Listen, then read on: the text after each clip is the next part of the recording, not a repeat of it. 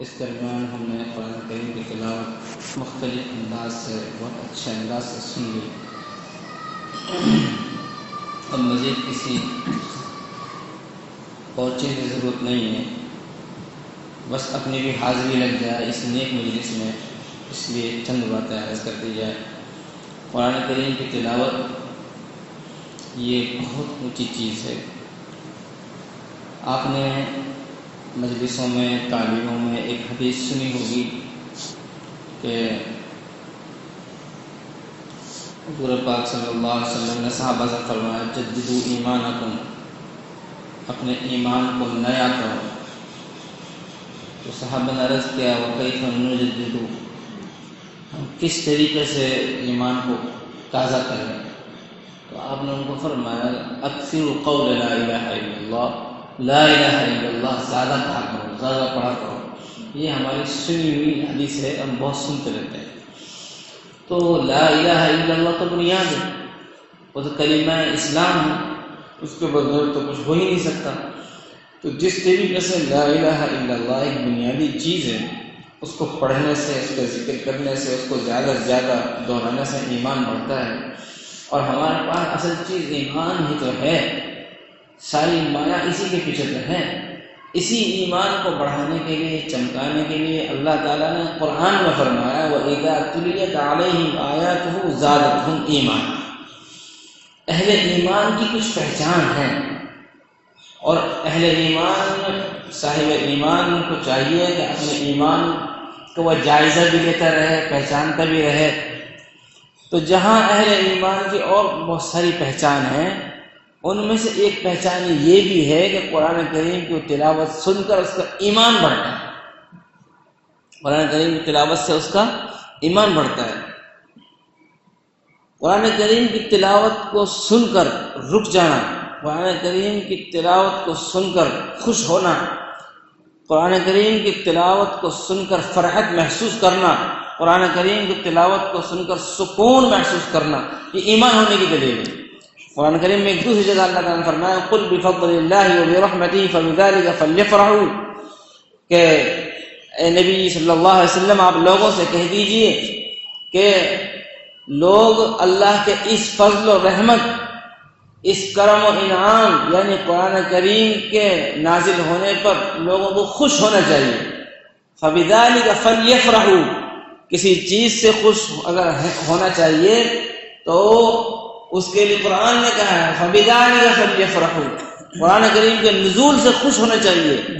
جو بات نزول کی شروع ہوئی پیچھے سے قد جاءتکم موعظۃ من ربکم وشفاء لما فی الصدور، تو قرآن کریم سے خوش نہ ہو یہ کیسے ہو سکتا ہے؟ اہل ایمان ہو، صاحب ایمان ہو، اور قرآن سے خوش نہ ہو، نہیں ہو سکتا۔ بلکہ قرآن سے، اس کی تلاوت سے، اس کے پڑھنے سے، اس کے پڑھانے سے خوش بھی ہوگا، ساتھ ساتھ اس کا ایمان بھی بڑھے گا۔ فرمایا وَإِذَا تُلِيَتْ عَلَيْهِمْ آيَاتُهُ زَادَتْهُمْ ایمانا۔ جی ہم اس مجلس میں آئے تھے نا تو کلو 2 کلو کو ہوں گے، لیکن یہاں سے جائیں گے تو اپنی اپنی کیفیت کے اعتبار سے، ایمانی اعتبار سے، روحانی اعتبار سے ہمارا وزن بڑھ جائے گا۔ کوئی 100 کلو کا ہو جائے گا، کوئی 50 کلو کا ہو جائے گا، کوئی 1000 کلو ہو جائے گا۔ اس لیے ہم یہاں آئے تھے، اس وقت ہمارا ایمان کم تھا۔ قرآن نے کہا وَإِذَا تُلِيَتْ عَلَيْهِمْ آيَاتُهُ زَادَتْهُمْ ایمانا۔ اب ہم یہاں آ کر اپنی اپنی کیفیت اور اپنے اپنے مقدر کے بقدر اور اپنے اپنے ایمانی اور خوشی اور فرحت کے بقدر اپنے ایمان کو بڑھا کر جائیں گے انشاءاللہ۔ تو اس لیے میرے عزیز و میرے دوستو، قرآن کریم کی یہ جو محنت ہو رہی ہے یہ سب حضرت مفتی صاحب کا پھل ہے۔ جی کوئی نیا شاگرد ہے، کوئی پرانا شاگرد ہے، میرا جیسا ٹوٹا پھوٹا بھی ہے جس کو یہ کہنے میں بھی شرم آتی ہے کہ ہم بھی شاگرد ہیں، تو یہ حضرت مفتی صاحب کی برکت ہے۔ اللہ تبارک و تعالیٰ ان کے شاگردوں کو ایسے ہی بنائے، آمین، اور یہ سلسلہ اللہ تعالیٰ قیامت جاری فرمائے، اور ایک ایک شخص، ایک ایک ادارہ کو لے کے چلنے والا بنے۔ اللہ رب العالمین ہم سب کو صحیح معنی میں قرآن کریم کی قدردانی کی توفیق عطا فرمائے، آمین۔ یہ تو قرآن کریم ایک اور میں کسی اچھی بات کو سمجھانے کے لیے کبھی کوئی کمزور مثال بھی دے دی جاتی ہے۔ آج کل یہ اسٹوڈیو ہوتا ہے نا، اسٹوڈیو جہاں بیٹھ کر خبریں نشر ہوتی ہیں، بھئی خبر آ رہی ہے کہاں سے؟ BBC لندن سے، یہ کہاں سے آ رہی ہے؟ فلاں سے۔ وہ کہیں اسٹوڈیو میں بیٹھے ہیں اور خبر نشر کر رہے ہیں۔ سب سے بڑا اسٹوڈیو یہ ہے حضور نے فرمایا ابو ذر رضی اللہ عنہ سے علیک بتلاوت القرآن، قرآن کریم کی تلاوت کو اپنے اوپر لازم کرنا. بہت خوب. ہم نے ناشتہ لازم کر لیا، کھانا لازم کر لیا، دوا لازم کر لی، بیمار آدمی نے پرہیز لازم کر لیا، نہ معلوم کیا کیا چیز لازم کر لی. کوئی آدمی ایسا ہوتا ہے روز نہاتا ہے. لوگ کہتے ہیں کہ جی ہم نہیں نہاتے تو بیمار ہو جاتے ہیں، لوگ کہتے ہیں اگر ہم نہیں نہاتے تو سستی آ جاتی ہے. کتنی چیزوں کو ہم نے لازم کر لیا اپنے لیے. لازم کا مطلب یہ ہے اس چیز کو چمٹا لینا، اس کا بغیر چین نہ آنا.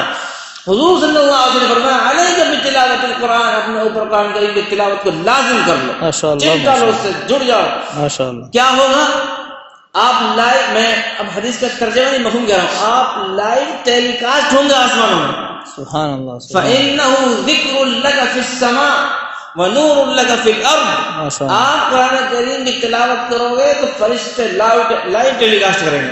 اللہ. فَإِنَّهُ ذِكْرٌ لَكَ فِي السَّمَاءِ، آسمان میں آپ کا ذکر ہوگا. اللہ تعالیٰ یہ دیکھو میرا بندہ قرآن پڑھ رہا ہے، اس کو ناشتے کی ضرورت، اس کو کھانے کی ضرورت، اس کو کاروبار کی ضرورت، یہ سب چیزوں کو دبا کر سب چیزوں سے قرآن کریم کی تلاوت میں لگ رہا ہے. فَإِنَّهُ ذِكْرٌ لَكَ فِي السَّمَاءِ، ذکر لگا فی السماء میں اللہ کا بھی ذکر، فرشتوں کا بھی ذکر، آسمان والوں کا ذکر. جو آدمی قرآن کریم کی تلاوت کر رہا ہے، اللہ کا ذکر کر رہا ہے، اس کا ذکر کہاں ہو رہا ہے؟ آسمان میں ہو رہا ہے. ہم سمجھ رہے ہیں ہم یہاں بیٹھے ہیں، ہم سمجھ رہے ہیں یہاں سے لائیو ٹیلی کاسٹ نہیں ہو رہا. یہ لائیو ٹیلی کاسٹ مجلس ہے، سارا کوئی دکھائے گا کہیں صرف زمین میں کیا کسی خطے میں کسی حصے میں. یہ مجلس وہ ہے جو پہلے آسمان پہ بھی دکھائی جا رہی ہے، دوسرا آسمان پہ بھی دکھائی جا رہی ہے، تیسرا آسمان پہ بھی دکھائی جا رہی ہے، چوتھا آسمان پہ بھی دکھائی جا رہی ہے، پانچواں آسمان پہ بھی دکھائی جا رہی ہے، عرش تک دکھلائی جا رہی ہے. فرشتے دیکھ رہے ہیں، اللہ اس سے اللہ ہماری اس مجلس ایسی بنا دے کہ اللہ کے یہاں مقبول ہو اور اللہ تعالیٰ کے بارگاہ میں ہمارے اس مجلس کا ذکر ہو جائے. اس لیے میرے عزیز میرے دوست، قرآن کریم کی تلاوت کرنے کی محنت خود کرنا کرانا یہ اتنی اونچی چیز ہے، اس سے بڑی دنیا کے اندر کوئی چیز نہیں ہے. اللہ رب العالمین ہمیں اس کے ساتھ چمٹا کر رکھنے کی توفیق عطا فرمائے، اس مدرسے کو دین دو چوک عطا فرمائے. جس بچہ قرآن کریم پر ہو رہا ہے اللہ تعالیٰ اس کو، اس کے اہل عیال کے گھر والوں کو، متعلق احباب کو، دوستوں کو، اساتذہ کو، معاملین کو، سب کو مبارک فرمائے. اور اللہ تعالیٰ ہم سب کو صحیح معنی عمل کی توفیق عطا فرمائے. آمین. اللہ. ماشاء اللہ ماشاء اللہ. بہت خوب بہت خوب.